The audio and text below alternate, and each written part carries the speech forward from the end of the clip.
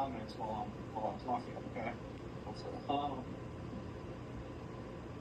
you know, and so I'm concerned about the fact that we no longer have jurisdiction, ma'am, to modify this action. Do you have anything that you want to add to that? I mean, if nobody's living here, there's really no point in South Carolina doing anything at this stage. Do you agree with that? I don't, because y'all should have did it correctly the first time. I sent all this information in over a year ago. We've been dealing with this for like 2 years. And I've been the court's date's been changed like 6 or 7 times. So yes, I do have an issue with, I just feel like you guys are not taking care of business and you guys don't have my child's best interest in mind. At the end of the day, this is about my daughter, and changing the dates. Now it's, oh, he doesn't live in this state. Like, it's just been like a whole squirrel. It's been 2 years. I asked for this modification, actually three, like 2.5. I asked for this in 2003, and then we go to court. I sent in all of my information with the court order saying that he gets her in the summers and just the parenting time. I provided all of this information, her school schedule. I don't understand why y'all have not realized that it's impossible to have 150 overnights when we live in 2 different states. And that wasn't the only lie on that document. Well, It's, huh? Did you say? well, what I was going to say, ma'am, is, you know, I can't change. We have to go by whatever Michigan order is out there, regardless of y'all's circumstances. You know, I cannot change a Michigan court order. Only Michigan can change that court order. No, the court order. So, you know, that court order, and I don't know what. The court order came to you guys, Give me a though. second. I can't hear you. And I don't have a copy of the court order in front of me. That's the problem. I And I if I had emailed a it. copy of that court order in front of me, I emailed it to you guys like 3 times. This is the only reason we're in court today is because I emailed the correct court order. ma'am, Uh-huh. we can't talk over each other. Okay, I'm sorry. I couldn't hear you. Just let everybody talk at the time, okay? Let me turn this up. Go ahead. I apologize, Robert. It is not normal in South Carolina for us to take emails and simply attach a cover sheet to them and make them into a court order. But when I was looking at this document, I did note that it has a booking page or something similar At the bottom. and that those numbers extend to the following page, and then it skips one, and then they resume again, and then they're on the final page. So I don't know whether or not the third page of these documents are included in the order or not, but it does appear that these were all, and I'm not familiar with the Michigan courts to know if that's, you know, I see that this cover page was filed and it has a received and filed date stamp for the circuit court there, but this reminds me of a booking page like in the Register of Deeds office or something similar to that, where it may have been microfilmed. I'm unsure, but I did want to point that out to the court that it does look like they may all be part of the same document as she has stated. Yeah. Well, I think what we need to do is this. I think that if there was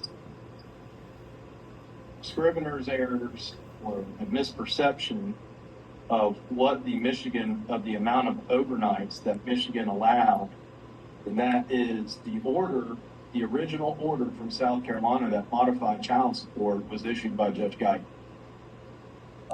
And I think it would be for Judge Guyton to, if he's going to change his prior court order, that is something that needs to be heard by Judge Guyton.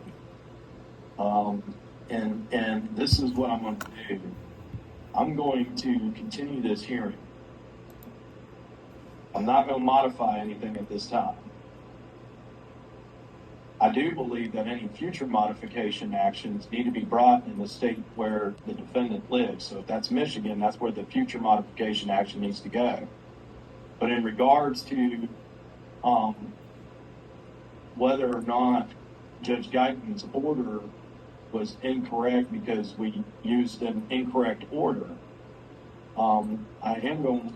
We need to get a certified raised sealed copy or something from the clerk of court in Kent, Michigan, certifying what the most recent custody order is, and have that hearing in front of Judge Guyton in order to address whether or not his order was issued incorrectly based upon incorrect information. Yes, because I did But, provide I'm that. kind of likening it.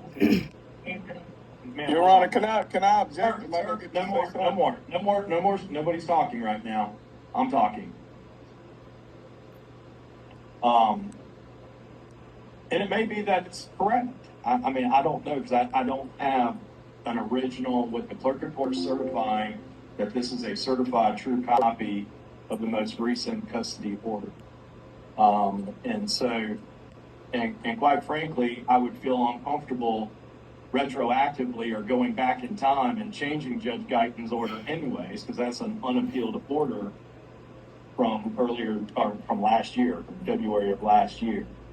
And so kind of likening this, that it needs to be like a Rule 60 motion. I mean, even though we're going to quickly run out of time on Rule 60. But I think that I'm continuing this and providing that this needs to be heard by Judge Guyton, and that a certified copy of the most recent custody order needs to be obtained from the clerk of court in Kent County, Michigan, before it's reset for a hearing in front of Judge Guyton on that issue. But I'm not modifying anything at this time. Okay, what about All right, enforcement? Your Honor, Ma'am, hold on. Yes. Your Honor, because South Carolina has control under any parties in the state, we will, relay this order to the state of Colorado, and I'm unsure as to any timeline, as to when this matter should be continued to. So I would ask that we, and I don't know when Judge Guyton would be appearing on the bench either in York County. Girl, I'm so I tired of these would fucking ask that if honkies. the court does continue it, that we leave it to the clerk of court's discretion to reschedule this after we have filed with the clerk's office a certified copy of the most recent custody order, and then they could set the matter for the continued hearing on a date when Judge Guyton will be present, and send notices to the party, notice of hearing to the parties by mail. We will rely on the state of Colorado to reach out to Michigan to get this, and so it's a lot of going back and forth from state to state in order to get these documents. This is their request, and they'll need to reach out to Michigan and then send us by hard copy mail us a certified copy that states it's the most recent custody order. We can file that with the clerk here, and then we can ask. Reconvene and that the hearing be in front of Judge Guyton at that time. Yes, Your Honor, and that the clerk can notify the parties at that time, as well of a virtual hearing in the future. All right, well, that's what we're going to do. I'm going to continue the hearing in order to allow for a certified true copy of the most recent order from Michigan related to custody. And then the rescheduled hearing will be held in front of Judge Guyton. Okay? I can't change Judge Guyton's order going back in time like that. All right? And at this stage, nobody's living here, and so I don't feel like I have jurisdiction to modify going forward in the future. And so we're going to continue and allow Judge Guyton to deal with the issues of whether or not his order was correct or incorrect, essentially. And, Your Honor, I would ask that I don't know that I heard the court, and I apologize because I've been looking at other documents in my file as well, and I may have missed it, but was the court able to get clarification from the defendant as to what he showed us when he was at the initial administrative conference? I know that we have what the custodial parent says is the most recent custody order, but I believe when I spoke with him by phone yesterday, he kept telling me that they do have the 50-50 custody order. If and I don't know that I've had any input from him as to, Sir, How? what did you show the DSS? Lying I showed ass. him the document. This is what's going on. First of all, Colorado was in this. In that parent time order that you have, it states that Ms. Thompson cannot move more than 100-mile radius from 49508, which she did. So she's in Colorado violating the parent time order. First of all, it says that in the order that you have. And then also, I don't have that. well, Right. okay, I'll get it. I don't have a problem. If I gotta fly, if I gotta go downtown to get what I get to fly Fly. to you, to give you what you need, I will. I don't have a problem with that.